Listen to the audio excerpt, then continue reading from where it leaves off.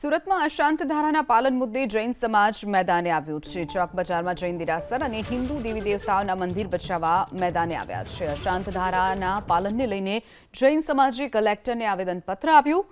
ચોક બજારમાં આદેશ્વર જૈન દેરાસરની બાજુમાં જ વિધર્મીને મકાન વેચાયાનો આરોપ લાગ્યો છે। આસપાસના સ્થાનિકોને મંજૂરી વગર મકાન વેચી દેવાયાનો આરોપ લાગ્યો।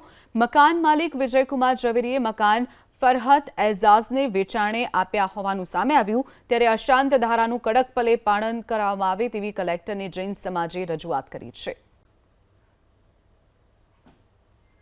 અમે આદેશ્વર ભગવાન જૈન દેરાસરની બાજુમાં એક ઘર છોડીને જે મિલકત વેચી છે વિજયકુમાર ઝવેરી, વિજયકુમાર મોતીલાલ ઝવેરી, એ મિલકત વિધર્મીને નહીં વેચે એના માટે 150 વર્ષ જૂનું દેરાસર છે અને દેરાસર જૂનું છે, પણ આજુબાજુ રહેવાવાળા પણ બધા જૈનો જ છે। સિગ્નેચર એ લોકોએ બધાએ બહારની વ્યક્તિની કરાવી છે, જે ખડકીમાંની એક પણ વ્યક્તિની સિગ્નેચર નથી।